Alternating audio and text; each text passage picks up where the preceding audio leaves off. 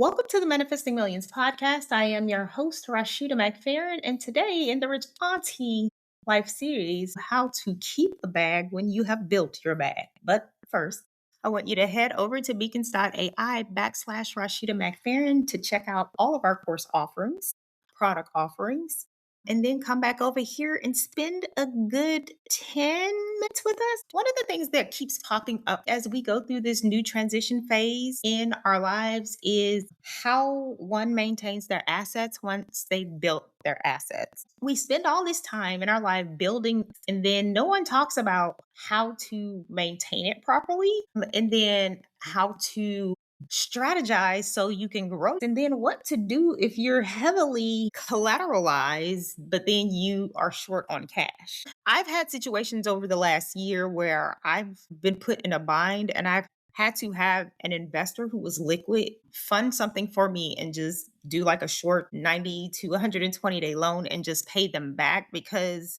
I felt like I was cash poor. Does that make sense? I know me saying something about being cash poor in the moment seems like a foreign concept, but if you think about it, if you listen to my podcast over the last 2 years and I talk about the way I invest my money, which is in the markets, in the stock market, in the foreign exchange market, in the crypto market, in the real estate market, I haven't ever been put in a situation where I needed to liquidate. And then there are all these like constraints put on the way my money is invested, and I couldn't immediately get to it. And so going into this year, I've had to try to figure out how to find a balance between being liquid and being asset. Like, how much cash do you keep on hand in case you need it? In addition to how much cash do you keep in the markets in case you run into a situation where I had one client go bad on me, cost me a high five figures because I wasn't anticipating it because of the high level of caliber that I put into my clients and the people I work with. And so here's the thing, just because you've known somebody for a long time and you have all of the trust and faith in them doesn't mean that they are going to do good when it comes to you doing a business deal. And I've mentioned this before, but I just had a very close mentor that I have known for a very long time screw me over times 10. I think on top of my ego being bruised last year, it was just a deep hurt and a loss because I used to hold that person in such high regard.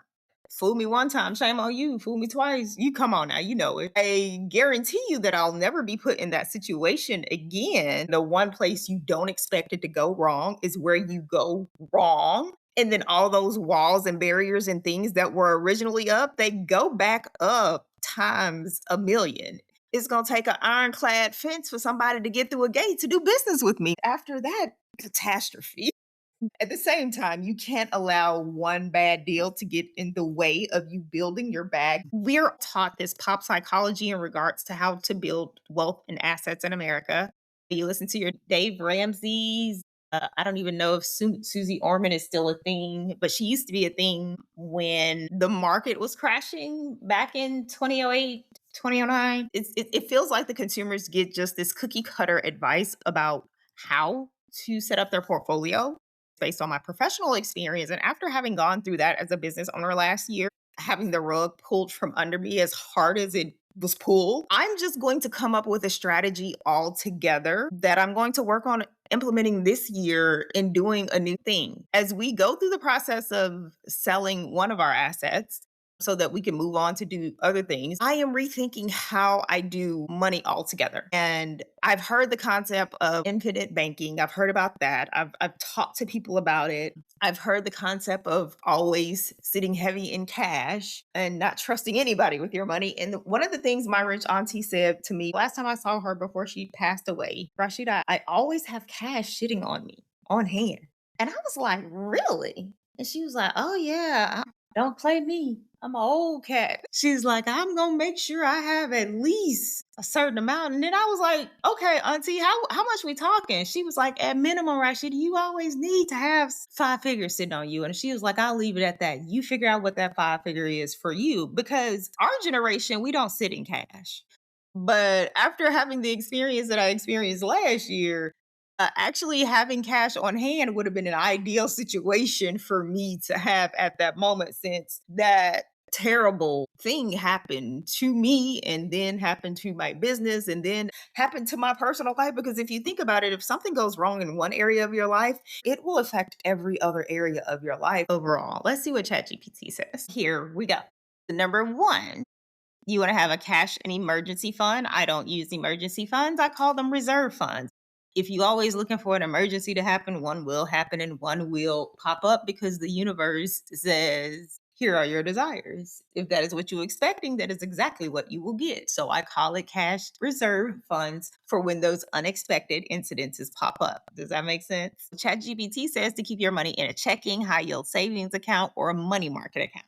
It says a common target is 3 to 12 months and for essential expenses, and then 0 to 24 months if you are really comfortable continuing to stack that money. Number two, short term goals, 1 to 5 years, money for a home purchase, vehicles, major vacations, business startup costs, generally high yield savings, CDs. See, I don't do any of this stuff. So, of course, you have a savings account, but CDs, who puts their money in a CD anymore? Like, really? What? This is not 1932. Short term bond funds. Okay, so you can loan your money out to the treasury and get it back.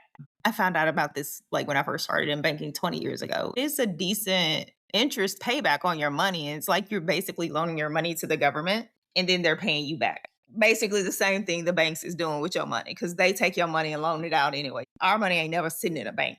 They take that money, loan it out a million times 10 to make a million times 10 on top of that back over it so they can make more money. That's why Wells Fargo, these financial institutions, Bank of America, JP Morgan Chase, that's why they're $1 trillion institutions. Does that make sense? Number three, it says long-term investments, broad stock index funds, bond funds, real estate investments. It's a simple example allocation would be 60 to 90% stocks and 10 to 40% in bonds or cash. So here, look at this structure that they gave us. 10% in cash, 50% in US stocks, 20% in international stocks, 15% in bonds, and then 5% in real estate alternatives. When you have a ton of money sitting in real estate, those assets are not liquid in that moment. You always need a banker on hand to be able to liquefy those assets in case you need to pull like equity out so you don't want to sell it. You need relationships with people, bankers specifically, people who have access to capital. I'm just going to have to really sit down and like think about how I want to restructure money going forward because the way we do money has changed. I'm trying to sell a real estate property right now and I want to sell it in crypto, which means that I want to sell to an investor who has the money to pay cash for it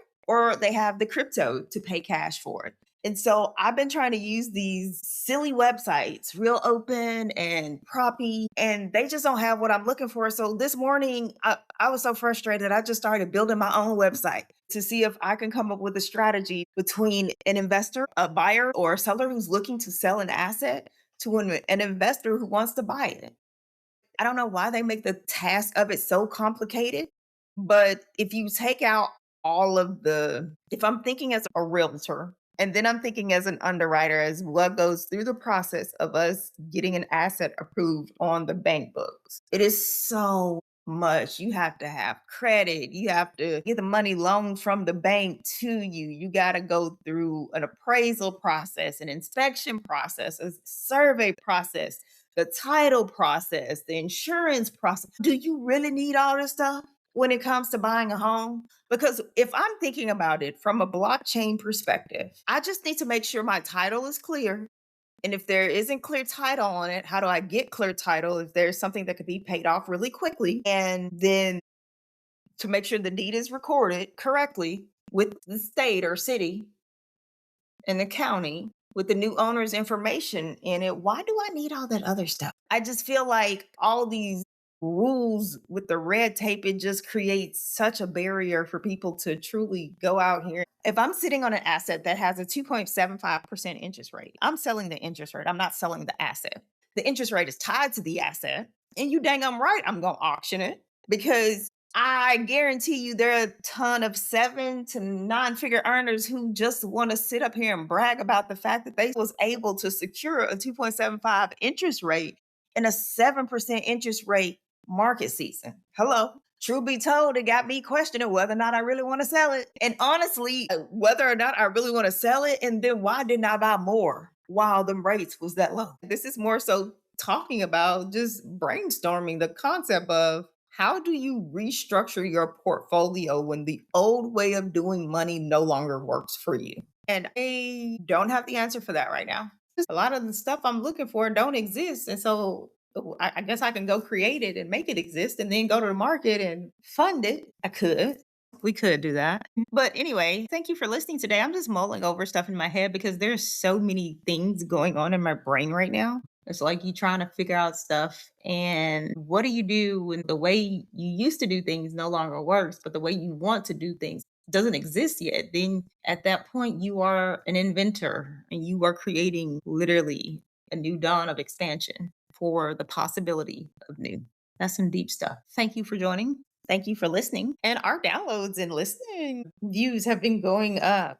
Leave us a 5-star review on Apple Podcasts, Spotify, iHeartRadio, Amazon Network, and YouTube. And then I will see you in the next episode. Bye for now.